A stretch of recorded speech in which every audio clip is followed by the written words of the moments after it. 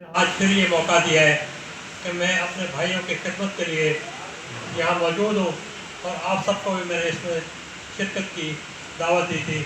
आपने मेरी आवाज़ पर लबैक कहा है, यहाँ तशरीफ़ लाए, बहुत मेहरबानी। अल्लाह सबको खुश है, आपकी बहुत मेहरबानी। आपने कोशिश ये की है कि मैं लोगों के दुखों को कम कर सकूँ।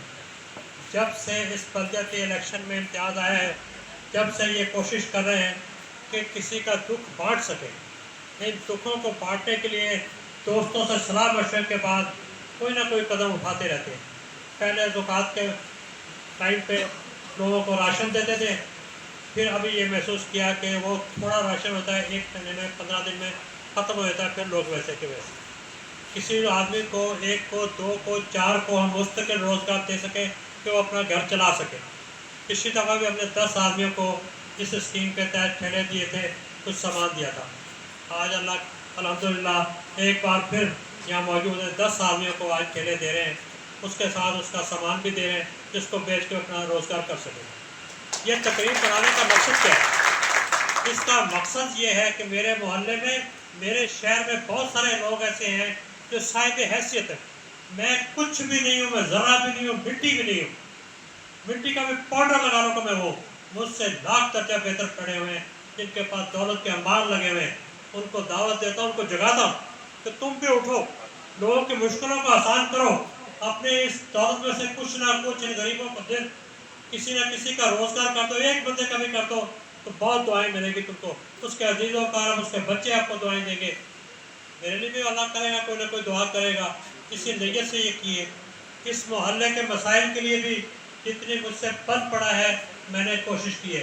मैं याद दहानियाँ कराता रहता हूँ आपको, ये बताता रहता हूँ कि मैंने क्या किया, फिर लोगों से पूछता हूँ कि बाकी क्या वो क्या करना है। तुम्हारे जैसा ही हूँ, जैसे तुम हो ऐसे मैं हूँ, मुझसे लाख दर्जा तुम लोग बेहतर हो, मैं कम हूँ। ये जो ठेले हमने पिछली दफ़ा भी दिए और आज भी दे रहे, ये मेरे भाई मुनव्वर और इम्तियाज़ राय ने अपनी ज़ाती जेब से जो 1-1 2-2 रुपया जमा कर पाए उससे ये किया है। आइंदा भी इंशाल्लाह इस स्कीम को बढ़ाएंगे और कोशिश ये है कि आइंदा साल हम कम से कम 5 आदमियों को दुकान खुला के दें, छोटी मोटी दुकान खुला के दें तो वो चलेगा। आप लोग मेरी मदद करें, मुझे बताएं कि ये आदमी ज़्यादा मुस्तहक है, इसको अवलियत पर रखें। हमने ये 10 आदमी सेलेक्ट किए हैं, कोई आदमी तनकीद भी कर रहा होगा कि जी ये मुस्तहक नहीं है। अपनी तरफ से खुदा जानता है, बहुत सोच समझ के नेक आदमी, गरीब आदमी, शरीफ आदमी, रोज़गार करने वाले को दिया। ये ठेला, ये सामान उसकी मिल्कियत है, सारी ज़िंदगी काम करे।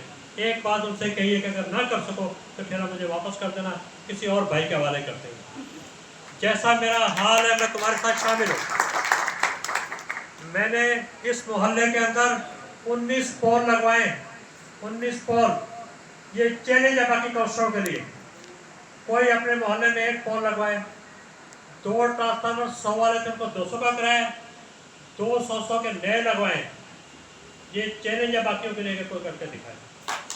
लेकिन मर्सी पंप तक का रोड फराज डेरो साहब की स्कीम में मंजूर हो चुका है, उसका काम जो है पुलिया से लेके शाहनवाज मक्सी के घर तक हो चुका है। आगे फारस डेरो साहब की स्कीम है, इंशाल्लाह वो कंप्लीट होगा। लेकिन ये कम है।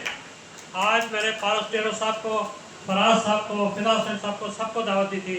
उनका शहजादा आया हमारी सर आँखों पे, हम ये गुजारिशात पहुँचाएँगे, जाके उनको बताएंगे हमें पैसे की असल ज़रूरत है। पैसे की तकसीम शहर के अंदर गलत हो रही है, बल्दिया अपना पैसा ज़ाया कर रही है। 1 अरब रुपया हर साल बल्दिया को मिलता है जो वो खा रहे हैं। लड़ के इम्तियाज़ ने, ये वाहिद काउंसलर है आपका, रिकॉर्ड उठा के देखो बल्दिया का, सहाफ़ियों से पूछो कि जो बल्दिया के इजलासों में जाके चीखता है, प्रेस कॉन्फ्रेंसें करता है, एहतजाजी मुजाहरे करता है कि हमारा हक, इन गरीबों का हक इनको दो, लेकिन सांप बन के बैठे हैं उस खजाने के ऊपर।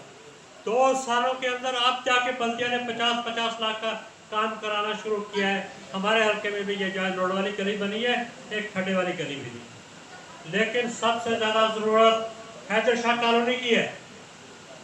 मैंने वहाँ फराज डेरो की स्कीम से 1000 फुट की नाली पिछली दफ़ा बनवाई थी, अपनी ज़ाती जेब से एक डिस्पोजल छोटा सा बनाया, मोटर लगाई, उसको चला रहे थे। 9 साल मैंने बंदा हुआ रखा जिसकी तनख्वाह में जेब से बढ़ता था। अब वो हल्का हमसे कट गया है, वाइस चेयरमैन के हल्के में चला गया है, वो उसको संभाल ले। जो हाल है उस आवाम को पता है कि आज क्या हो रहा है। मैं खुद भी एक दिन देखने गया था, लेकिन मैं कोई उसकी चौथाई हिस्से तक भी नहीं पहुंच पाया कि रास्ता ही नहीं था कि मैं आगे जा सकता। इतनी बुरी हालत है। किस तरह वो अपनी ज़िंदगी गुजारते हैं, मुझे दुख होता है देख के कि किस तरह ज़िंदगी गुजारते हैं। मैं अपने साफ रोड पर चलता हूँ, पक्की सड़क पर जाता हूँ, तो मेरे को ये एहसास होना चाहिए कि उनका क्या हाल है।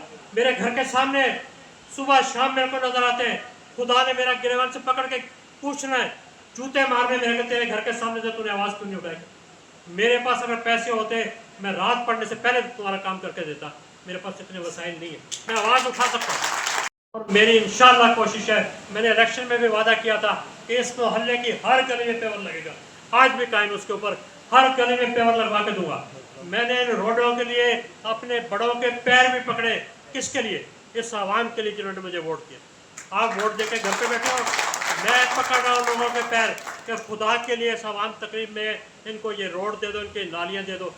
हैदर शाह कॉलोनी के अंदर डिस्पोजल की अशद ज़रूरत है, पानी की निकासी के लिए अशद ज़रूरत है।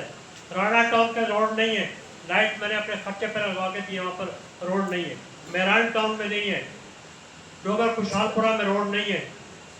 रजाक साहब का भी शुक्रिया इस प्रोग्राम के अंदर, उसने अपनी हिम्मत के अंदर काफ़ी बड़ा एक रोड उसने बनवा के दिया हमें।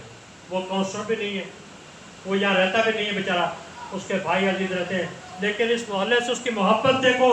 कराची बैठ के उसने अपनी ज़ाती कोशिश से बहुत सारा रोड बनाया। हमारा वजन उसने हल्का किया है, हम उसको सलाम पेश करते हैं।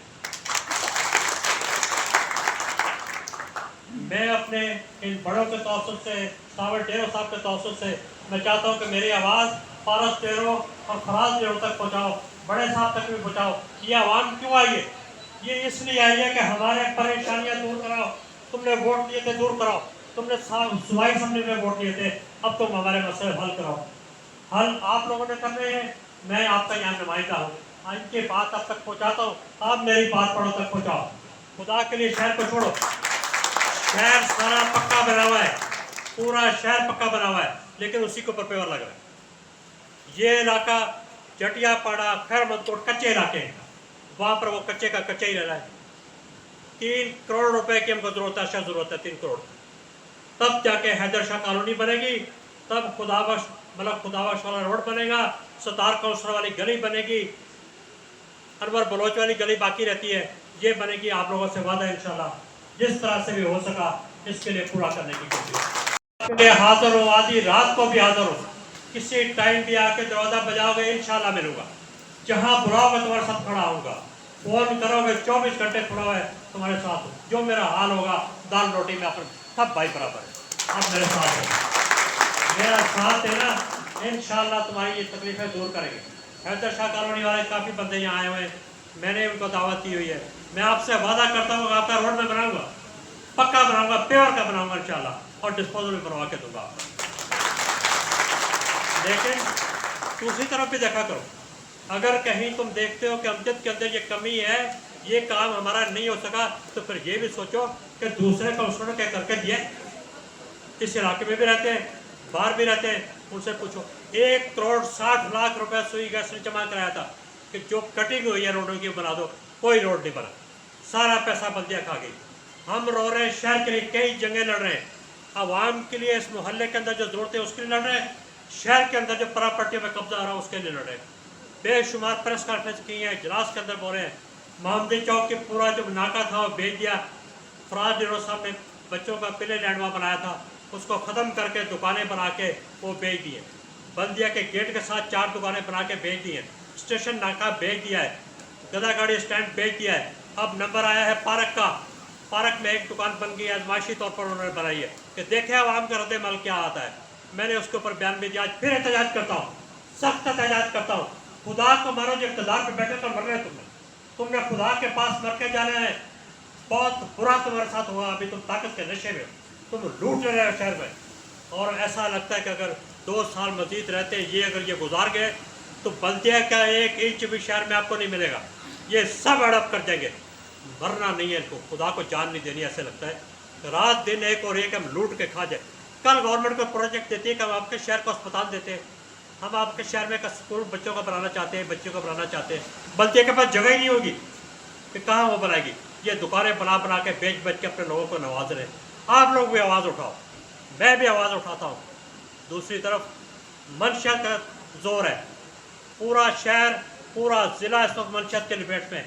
इतना गंदा है, इस पर मैंने अपनी ज़िंदगी में नहीं देखा जितना यह है। वह पुलिस की गाड़ियां लोगों को जाके मजबूर कर रही हैं कि फलाने का गुटखा बेचो, फलाने की पर्ची काटो, फलानी जगह जुआ चलाओ, तो नहीं तो हम बात के अंदर कर देंगे। पुलिस की सुनवाई नहीं हो रही, बोल रहे चीख रहे, कोई सुनवाई नहीं हो रही। इस गवर्नमेंट को भी खुदा कोई पहुँचे, कोई अल्लाह रसूल इनको कोई समझ दे। इन लोगों के साथ क्यों जुल्म कर रहे हो, क्यों उनकी ज़िंदगी तबाह कर रहे हो? मेरी आवाज़ ये भी पहुँचाओ। साफी आदमी बैठे हैं, मैं उनसे भी अर्ज़ करता हूँ, मैं कह रहा हूँ पहुँचाओ, लिखो उसके लिए, जितना शोर कर सकते हो करो, इनका जीना हराम कर दो, इनको पता चले कि आवाम तुम्हारे खिलाफ उठ खड़ी हुई है। तो खुदा का खौफ कर लो। क्यों उन बच्चों के पीछे पड़ गए, क्यों उनकी ज़िंदगियाँ बर्बाद कर रहे हो? कोई नेक सिर्फ आदमी, कोई ईमानदार ऑफिसर ला के ज़िले में लगाया जाए जो इन धंधों से निकाब पे। चोरी सरे आम है, एक दिन में 4-4 मोटरसाइकिलें जा रही हैं और कोई जू नहीं रही। अखबारों में आ रहा है, किसी अफसर के कान पे जू ही नहीं रही कि कुछ हुआ या नहीं हुआ। लोग गरीब लोग पिट रहे, मर रहे। महंगाई का ये दौर है, किस तरह कमा के आते हैं। किसी ने मोबाइल फ़ोन ले लिया है, किसी ने मोटरसाइकिल ले ली, तो अगले दिन पता चला कि उसकी है ही। चलिए, कितना जुल्म ये हो रहा है। कहाँ कहाँ लड़ो, मुझे बताओ, कहाँ कहाँ जाऊँ? आवाज़ बुलंद कर सकता हूँ, कर रहा हूँ। इम्तियाज़ बल्दिया के इजलासों में कर रहा है, प्रेस कॉन्फ्रेंस आइंदा भी करेंगे, तुम्हारे लिए आवाज़ उठाएंगे। लेकिन एक वक्त ऐसा आएगा कि फिर ये बात मेरे हाथों से भी निकल जाएगी। ये आवाम तुम्हारे गिरे वालों में हाथ डालेगी, घसीटेगी तुमको रोडों के ऊपर। फिर तुमको पता चलेगा कि हम कौन सी सीट पर बैठे थे और हमने क्या करना था। बहुत दुख है, बहुत तकलीफ़ें हैं, आवाम परेशान है मेरी। मैं महसूस कर रहा हूँ, आप कहो या ना कहो, मैं महसूस कर रहा हूँ। रात दिन मुझे ऐसा लगता है कि सुबह दिन निकले तो ये गलियाँ सारी पक्की हो जाए। घर से बच्चे निकले, स्कूल जाएं, किसी काम के लिए जाएं, तो उनके पैर गप में ना पड़े, वो सीधे गुजर जाएँ। लेकिन जो लोग इक़्तिदार में बैठे हैं उनको एहसास ही नहीं हो रहा, इसलिए कि उनके बंगले पक्के, उनके पास गाड़ियाँ हैं, वो बड़ी बड़ी ऑफिसों में बैठे, उनको पता ही नहीं कि यहाँ क्या हो रहा है। कोई आए, उनको पता चले, पानी में धक्का दो उनको, तो उनको पता चल जाए कि क्या गप होती है, किस तरह से लोग निकलते, किस तरह जीते। कोई भी शहर का आदमी आकर देखे तो वो बता दें कि जीते किस तरह हैं। एक रात यहाँ गुजारो तो वो पता चले कि ये लोग कैसे जीते। हिस्स मर गई उनकी, पैसे के पीछे के कमाना कैसे, लूटना कैसे, खुदा समझ देगा। आप सब भाइयों का बहुत शुक्रिया, यहाँ आए हो, तशरीफ लाए हो। अल्लाह ताला